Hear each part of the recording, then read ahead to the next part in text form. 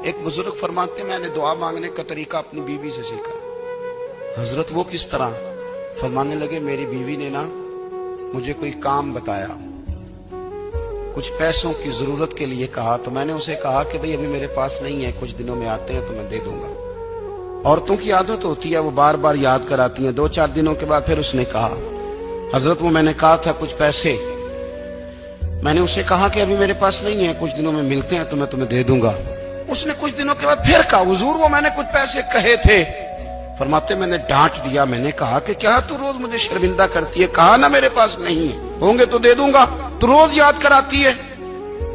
फरमाते, उसने पहले तो मेरी डांट को सहा, फिर मेरे सख्त जुमलों ने उसकी आंखों में आंसू पैदा कर दिए, और फिर उसने एक जुमला कहा तो मैं रो पड़ा, और मुझे अपने रब से मांगने का तरीका आ गया।